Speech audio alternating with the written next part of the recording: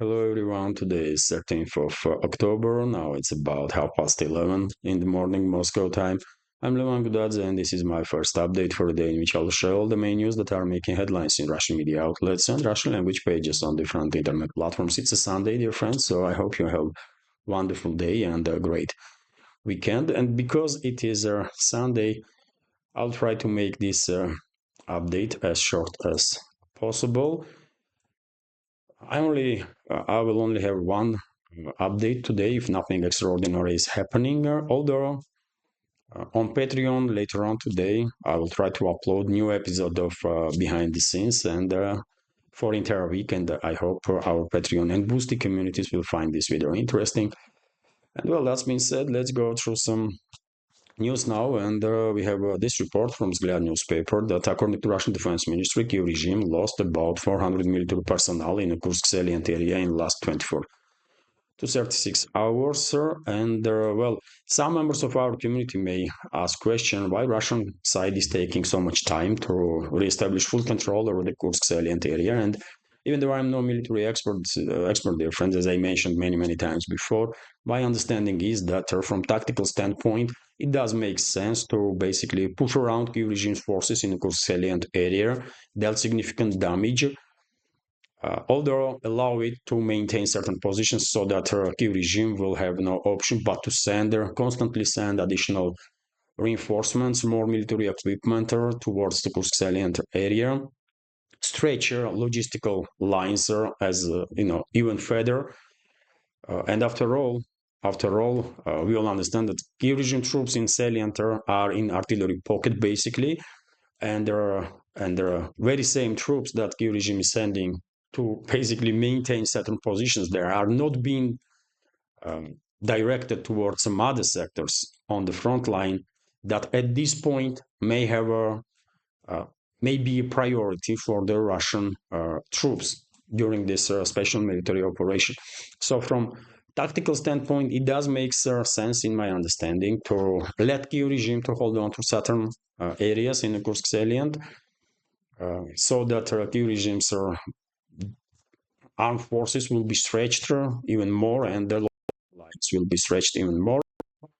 Dear friends, yesterday I reported that according to Abdiel Audino, Major General Abdiel Audino, head of Ahmad Special Forces, still Russian troops established control over their at least 19 settlements in this area, and the reports are that in the northern part of Salient, about 1,500 militants of the Kiev regime are encircled now and most likely will be neutralized if they will not lay down arms and surrender. So it's all about tactics. If Russian troops wanted to eliminate enemy forces in Kursk salient immediately, they would do it. But in that case, all that thousands and thousands and thousands of military personnel and military equipment then would be directed to other sectors of the front. For example, South Donetsk sector or Pokrovsk sector or Toretsk sector, right? And all on these sectors, Russian troops definitely had significant progress in last couple of weeks, and this progress is in continues, right? And for example, we have this report from TASS news agency that, according to sources of the agency, the Kiev regime is withdrawing some of its formations now from Dzержinsk or Toretsk. This settlement also has these two names, as many others. So we have reported that Turkey regime is withdrawing most likely some of the most capable units of their Kiev regime's armed forces from Toretsk, and they're probably only forcibly mobilized personnel will be left in this town to somehow slow down progress of the Russian armed forces. And this is Toretsk, dear friends, and reports are that this most southern district of the Toretsk is under full Russian control. Now, central battles are taking place in central part of Toretsk, and the Kiev regime's formations are really are in desperate situation. Morale is extremely low because they all understand that in no circumstances they would be able to maintain their positions, and most likely a significant number of them will be sacrificed by Kiev regime without giving them authorization to withdraw.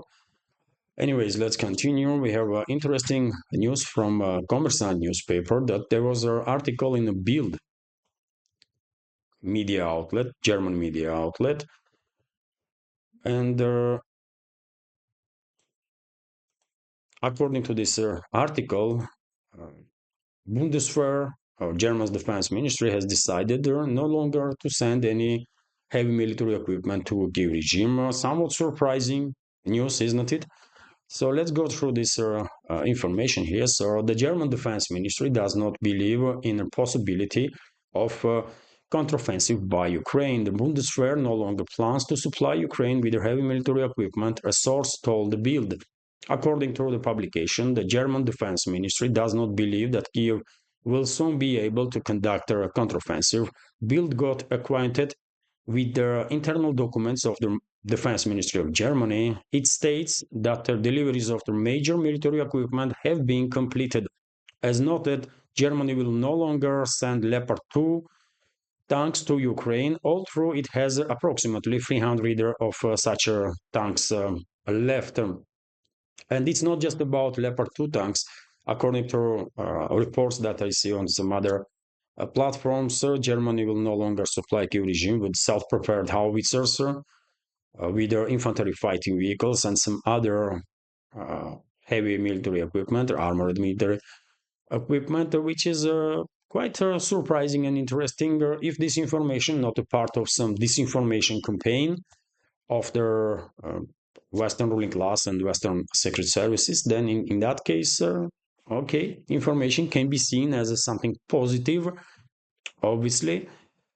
Also, President of Ukraine, Vladimir Zelensky, as Bild writes, at the last meeting with the German Chancellor Olaf Scholz in Berlin that took place just a couple of days ago, asked for permission to strike deep into Russia and ask for deliveries of the long-range Taurus missiles, as well as speed up the country's admission to NATO. According to the publication, these requests were ignored by Berlin. Chancellor of Germany, Scholz, did not give a positive answer, but he did not say categorical no either. According to Bild source, US President Joe Biden does not want to speak out on the conflict in Ukraine in the run-up to the presidential elections in US. It is claimed that this was the real reason why he decided to postpone the meeting in Ramstein, US military base in Germany, and the consequences of Hurricane Milton were just an excuse. Olaf Scholz has repeatedly refused to give Ukraine long-range missiles. In his opinion, the delivery of Taurus will lead to a greater risk of escalation. So, interesting article in a Bild. Uh, I would say this is good news. If once again, if this article in Bild is not part of some disinformation campaign, and the Bundeswehr will no longer transfer heavy military equipment to Kiev regime. We will see, isn't it? We will see. Also, RIA Novosti is reporting that, former and possibly future president of US, Donald Trump, during their campaign rally, stated that in next 3 to 4 months, world may end up in a third world war due to U.S. leadership, U.S. current leadership. Let's translate this information also. So, the current U.S. government may unleash a third world war in a few months, said Republican presidential candidate Donald Trump, speaking at the campaign rally in California, which was broadcasted on their RSBN YouTube channel. I'm actually worried about the next 3 months in 3.5 to 4 months, so we will find ourselves in a state of world war because of the people we have, and he meant the government of US or Biden's administration. And even though I'm a little bit more optimistic on this topic, I still think, despite all the craziness that we see from the Western ruling class, I think they are not suicidal, and therefore they will not propel this conflict towards a full-scale war between Russia and NATO. But warnings from Trump should be taken seriously because, after all, he has much more information than we do. He used to be a president and had a clearance on classified information, and I believe he still has access to classified information. All presidents do, isn't it? All former presidents. And he may become a president of US, and obviously, he has sources that we don't. So maybe there are some groups in US leadership that are so crazy that they are willing to really unleash a third world war in attempt to somehow maintain whatever positions Western ruling class still has in this world. I don't know, but warnings are uh, serious and should be taken seriously. Also, we have this report from RT, and one may assume this news is also about possible world war, because Japanese Prime Minister recalled his shocker at seeing US nuclear bombing of Hiroshima, which is obviously Second World War, part of Second World War, but this news might be somewhat connected with the possible Third World War. Seeing a world without nuclear weapons is an ultimate goal, Japanese Prime Minister Shigeru Ishiba said on Saturday, and Shigeru Ishiba is a new prime minister. He was appointed just like a couple of weeks ago, and I reported about it, of course, in my updates. The politician described what he called the shocking experience of seeing a video of the US bombing the Japanese city of Hiroshima, and stated that he wanted to ensure that such tragedies could never happen again. Ishiba was speaking on the day after the Nobel Peace Prize was awarded to a Japanese anti-nuclear weapons organization founded by the survivors of the US nuclear attacks. Witness testimony provided by the group has demonstrated that nuclear weapons must never be used again, the Norwegian Nobel Committee said. The Prime Minister was participating in a debate with the other party leaders in the run-up to the upcoming parliamentary elections later in October, when he was asked about his stance on abolishing nuclear arms. Their ultimate goal is a world without nuclear weapons. I want to make that clear, he replied. The politician then recalled how he first saw footage of the Hiroshima nuclear bombing released by the US when he was a sixth grade student at school. I'll never forget the shock I felt when I saw that video, he said. I want to make sure that there's something like the Hiroshima or Nagasaki bombings never happens again, Ishiba said. At the same time, he admitted that a world that is completely free of nuclear weapons would not be possible right now, since the nuclear deterrence does play a certain role in the global security. And he definitely has a point there. First of all, dear friends, this is something new when Japanese top politician is mentioning US whenever there is a talk about nuclear bombings of Japanese city. This topic is taboo or was taboo in Japan for decades. And whenever there was a talks about nuclear bombings, Japanese politicians were refusing to mention that it was US that actually dropped these nukes on Japan, right? Uh, I don't know what has happened, but this new prime minister of Japan is breaking this long-standing tradition in Japan, never to mention US in connections to nuclear bombings of Hiroshima and Nagasaki. That's the first interesting uh, point there. And also, when it comes to nuclear deterrence, Japanese prime minister also has a point, isn't it?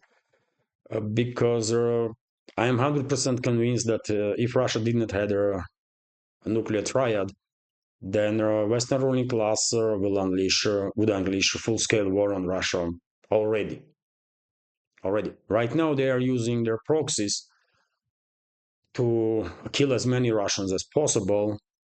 But if Russia did not have nuclear weapons, they would unleash all the armies of NATO, collective West, to kill literally all of us. They hate us. They want us to be dead, and They want to control Russian territory and basically get themselves even richer, right? And maintain dominance over the world because if they will have control over these vast resources of the Russia, then obviously no one will ever be in a position to compete with them, right? On political, economical, or any other uh, terms. So therefore, obviously, Japanese Prime Minister has a point there, and the world definitely, most likely, will never be nuclear free or free of nuclear weapons. I don't see a scenario in which Russian leadership ever will agree to get rid of nukes because everybody understands here in Russia that if we had not had nuclear weapons, collective West would most likely already unleash full-scale war on Russia, and they will try hard to kill us all. And only nuclear weapons are stopping them. That's just the way I see the situation, right? And by the way, it's not just me and not just us here in Russia, but I believe people in China, people in India, people in Pakistan, in other nuclear countries, they also see, isn't it, this situation. They understand that, well, nuclear deterrence clearly plays a role, effective role, because yet again, if NATO now is waging proxy war against Russia, then if Russia had not have nuclear weapons, then they would directly attack Russia because after all, there's how many countries in NATO? Like 3 dozens, right?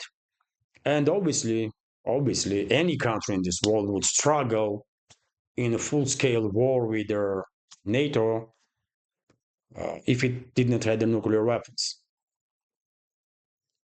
And therefore, I'm 100% convinced Beijing, New Delhi, Islamabad, or other capitals of the nuclear states will not even consider uh, disarmament of the nukes or to get rid of the nukes. They will not even consider this because they see that Russia is surviving this large-scale assault from collective West only because it has nuclear weapons. Anyways, dear friends, let's continue and let me notice before I go through some other news that this small media project of mine with several channels on YouTube, on Rumble, on Telegram is completely subscriber funded. And I will be immensely grateful if you will also consider to support my work, to become a Patreon of this project, basically. If you, of course, like my work and my channels, and you can support with donations through PayPal or Boosty platform, or by subscribing to my Patreon page, and there is a crypto wallet that I have. Support through crypto also. And obviously, many thanks to all the members of our community who supported and continues to support my work and allows me to work in this field of news and political commentary. Truly grateful for that. This is like a dream come true because a couple of years ago, I was thinking that I would never ever have a chance to return to the journalism. And thanks to you, I did there, and I'm now uh, working as a citizen journalist and reporting about news from Russia. So thank you very much for this opportunity. Let's continue with some more news, dear friends. And we have this report from RT that Israel narrowed down the list of targets in Iran. So retaliatory strike by Israel against Iran could come as early as this weekend, with the list of potential targets apparently narrowed down to military and energy infrastructure. NBC News reported on Saturday, excuse me, citing anonymous US and Israeli officials. Israel has yet to make a final decision on whether to hit Iran's nuclear facilities or to conduct targeting assassinations, but so far there is no indication that West Jerusalem would go that far. US officials believe, according to their channel, the Middle East is on the brink of full-scale war after Tehran launched a massive barrage against Israel on October 1st, reportedly in reprisal for the killings of the heads of Hamas and Hezbollah, as well as general of Islamic Revolutionary Guard Corps, or IRGC. So, well, and is reporting that Israel chose its targets, that they are about to retaliate. Let's see. Let's see. At this point, probably it is impossible to believe in any reports when it comes to Israel, potential Israeli actions. Only time will tell. But obviously, if Israel will target nuclear facilities of Iran, that would be a grave mistake, because Tehran already made it clear that if Iran's energo objects are targeted, then Iran will retaliate in a similar manner and will target Israel's energo facilities. And if Israel will target also nuclear facilities of Iran, then Iran will do the same. So Middle East is clearly on the verge of next level of escalation, that's for sure. Interfax is reporting that US is considering to deploy in Israel THAAD air defense systems, and it might happen, maybe already had happened, because as I said, Tehran was very clear that if Israel will attack Iran, then Iran will retaliate again, and during the previous Iranian strike, entire world see that Israel's air defense systems were no match, basically, for hypersonic missiles that Iran launched, and dozens of those missiles reach their targets, right? And maybe that's why Pentagon is considering now to deploy additional air defense systems in Israel, and most likely in its military bases in the Middle East, to somehow further enhance air defense capabilities of Israel. RT is also reporting that over 100 states rebook Israel for declaring UN chief persona non grata. So over 100 UN member states have signed a letter in support of the organization's chief, Antonio Guterres, denouncing the Israeli government's decision to ban him from entering their country. The petition was initiated by Chile after Israel declared the UN Secretary General persona non grata on October 2nd, accusing him of failing to unequivocally condemn Iran. Following Iran's attack, Guterres stated that he was extremely concerned with the escalation of their conflict in Lebanon and condemned their broader intensification of their Middle East conflict with escalation after escalation. He later said it should have been obvious that he condemns yesterday's massive missile attack by Iran on Israel, but well, that was not enough for Israeli leadership. They they banned him to ever enter Israel. And well, numbers, by the way, speak volume, isn't it?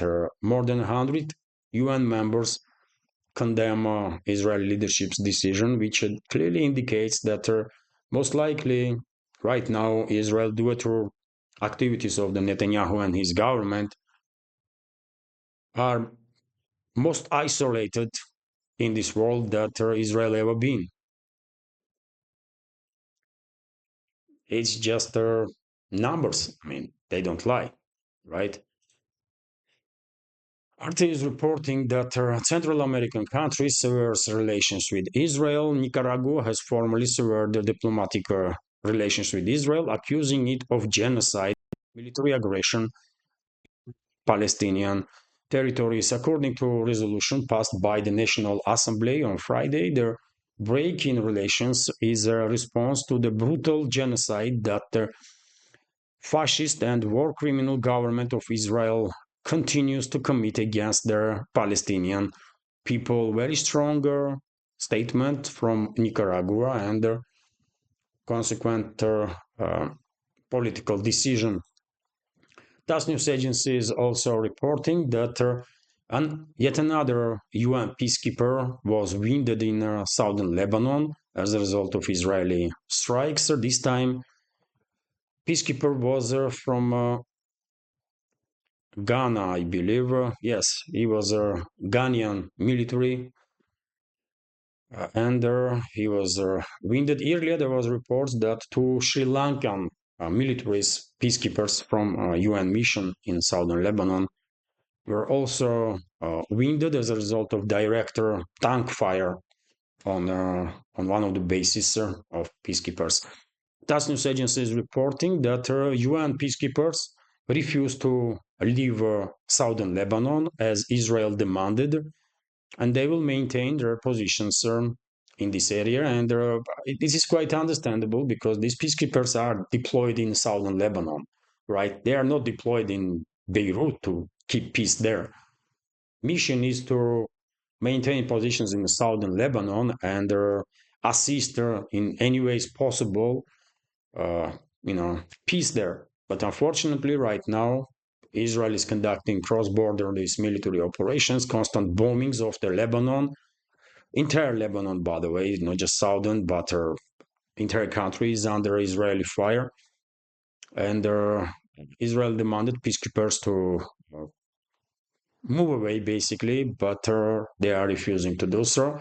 And the recent attacks on UN peacekeepers definitely generate an additional wave of protest worldwide, even in the Western states, by the way, against the actions of the Israeli government.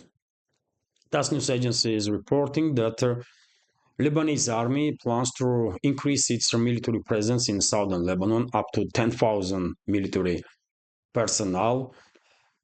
Maybe Beirut is trying to deter Israel from further incursions into southern Lebanon, but I don't think this will.